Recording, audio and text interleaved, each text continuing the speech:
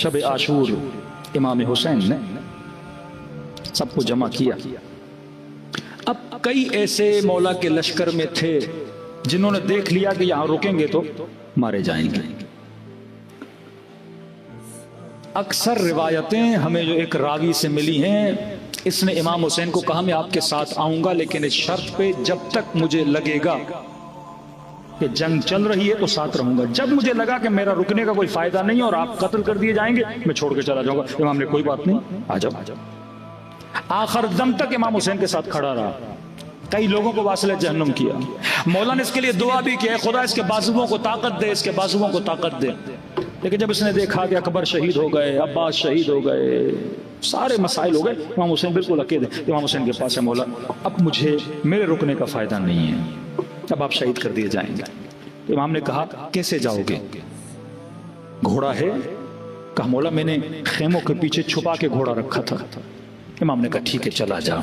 ये करबला से चला गया और ये करबला का रावी बना जिसने सारे वाकयात करबला क्या किए जिक्र किए। इस टाइप के भी लोग थे। कई ऐसे थे जो लड़ना ही नहीं चाहते थे। अब इमाम हुसैन ने फरमाया कि जिसे जाना है चला जाए। मैंने बेअत उठा ली। कहते सबके चेहरे मौला देख रहे थे। कई ऐसे थे जो सर खुजला रहे थे। तारीख कई ऐसे थे जो अपनी दाढ़ी के बालों को दांतों में दे के चबा रहे थे। समझ नहीं आ रहे थे क्या करें, शर्म के मारे उठ के जाएंगे कोई देख लेगा। दिल तो था जाने का पर कैसे उठे, सब एक दूसरे के चेहरों को देख रहे थे। यहां इमाम हुसैन ने चिराग को बुझा दिया कि शायद जाने में शर्म आ रही है, कि जिसे जाना है चला जाए। हुसैन ने बेअत उठा ली। शुक्रिया यहां तक आप लोगों ने हुसैन का साथ दिया। कहते 5-5 होके 10-10 होके खेमे से निकलते गए। फिर इमाम ने चिराग जलाया। देखा हबीब बैठे हैं, बुरैर बैठे हैं, जॉन बैठे हैं, अब्बास बैठे हैं, अकबर बैठे हैं। अजीब है तारीख के जुमले का। अब्बास अगर आपको भी जाना है अपने भाइयों को लेकर चले जाओ। बेटा अकबर अगर तुझे भी जाना है चले जाओ। हबीब, जॉन, जुहैर आप लोगों ने भी जाना है चले जाए, क्योंकि ये जो लश्कर खड़ा है इसकी दुश्मनी मुझ हुसैन से। अगर सब छोड़ के जाओगे ये तुम्हें जाने देंगे। इनका मसला हुसैन से और मुझे कत्ल करना चाहते हैं तो मैं अकेला ही इनके लिए काफी हूं। यहां पे जनाब बुरैर ने एक जुमला कहा जो तारीख ने सुनहरी जुमलों में लिखा। सबने कहा मौला आपको छोड़ के हम कैसे जाएं, हम नहीं जाएंगे। लेकिन जनाब बुरैर का जुमला फरमाया मौला अगर तलवारों से मुझे कत्ल कर दिया जाए, एरबन एरबा कर दिया जाए, जिस्म के टुकड़े टुकड़े कर दिए जाएं, फिर मेरे जिस्म को जला के राख बना के हवा में उड़ा दिया जाए, फिर खुदा मुझे दोबारा पैदा करे और कहे कि बुरैर अपनी जान को हुसैन पे कुर्बान करोगे। मौला अगर इस तरह से 70 मरतबा भी होता रहा कहूंगा अपनी जान हुसैन पे कुर्बान करूंगा। मौला हम आपको छोड़ के नहीं जाएंगे। यहां इमाम हुसैन ने इनको जन्नत दिखाई। ये वो थे जो कवीउल इरादा रहमा बैनहुम अशिद्दा अलल कुफार थे। अंधेरी रात में ये क्या करते थे, इमाम हुसैन के खेमों की हिफाजत करते थे। एक रात थी, मौला के किसी साहबी को साया नजर आया। इसने सोचा शायद लश्कर यजीद में से किसी ने अटैक न किया हो। कहता है मैंने साये का पीछा किया, आगे बढ़ा तो कोई और नहीं मेरा आका मेरा मौला इमाम हुसैन थे। आगे बढ़ा तो मौला की आवाज है मेरा पीछा कर रहे हो? नहीं मौला आपकी हिफाजत में आया। कहते इमाम ने इशारा किया आगे आओ। आगे बढ़ा। अब अब्दुल्ला ने मेरे हाथ को थामा, जिस तरह एक दोस्त दूसरे दोस्त के हाथ को थामता है, और इसी तरह चहलकदमी करने लगे।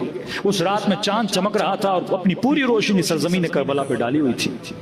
इमाम ने मुझे कहा सामने वो 2 पहाड़ियां नजर आ रही हैं। जी मेरे मौला।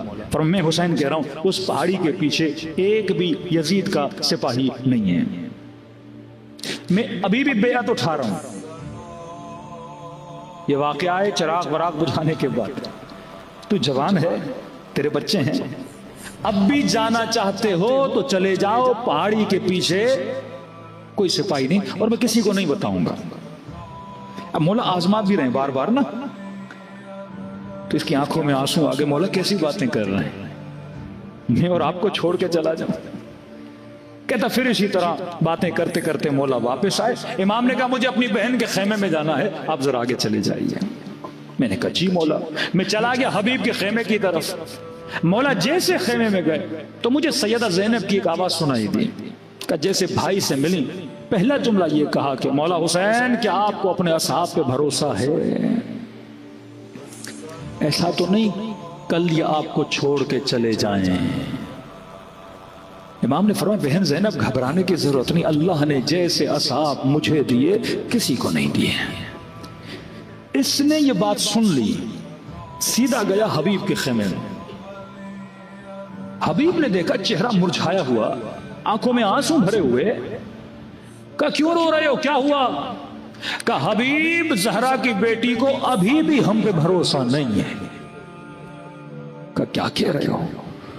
کہا بھائی کو کہہ رہی تھی کہ حسین کہیں کل تجھے چھوڑ کے تو نہیں چلے جائیں گے. جناب حبیب نے آواز دی زہیر, جون, بریر, سارے جمع ہو جاؤ. حضرت عباس نے کہا حبیب ابن مظاہر کیا؟ کہا مولا یہ بنو ہاشم کا معاملہ نہیں, ہم اصحاب کا معاملہ ہے. آپ سے اتنی اجازت ہے, ہم سیدہ زینب کے خیمے کے سامنے جا کے کچھ تجدید عہد کرنا چاہتے ہیں تاکہ اس بی بی کے دل کو اطمینان ملے. پریشان ہیں.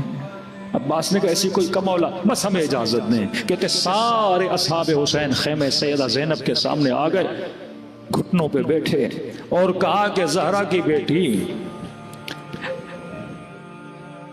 آقا حسین کی بہن, ہم گواہی دے رہے ہیں کہ جب تک ہم اصحاب زندہ ہیں حسین کے بدن پر آنچ بھی آنے نہیں دیں گے. عزم و ارادہ میرے عزیز, کیا وفا کی انہوں نے. سعید نے 17 تیر بدن پہ کھائے, ایک تیر امام حسین کو لگنے نہیں دیا. تبھی چھٹے امام فرماتے اگر ایسے 22 بھی میرے پاس ہوتے میں کب کا قیام کر دیتا.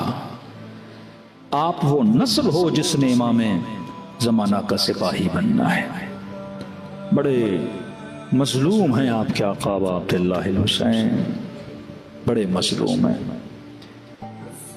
لیکن بڑے خوش نصیب تھے حسین کے صحابی.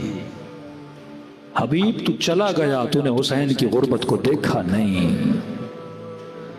بریر تو چلا گیا, تو نے حسین کا رونا دیکھا نہیں.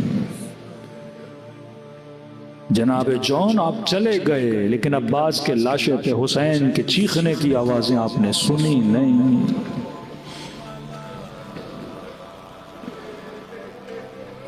ہر کوئی تکلیف میں تھا نا, لیکن چلا گیا.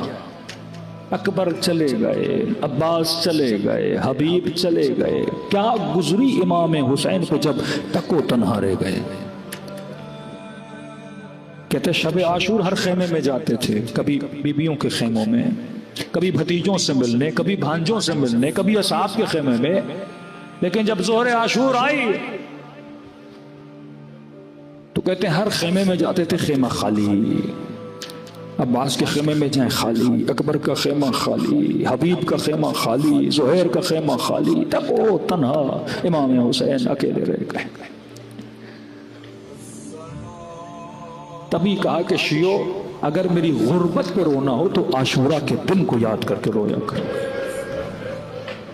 جب تیرا مولا تکو تنہا آوازیں دے رہا تھا, ہے کوئی میری مدد کرنے والا, ہے کوئی میری مدد کرنے والا.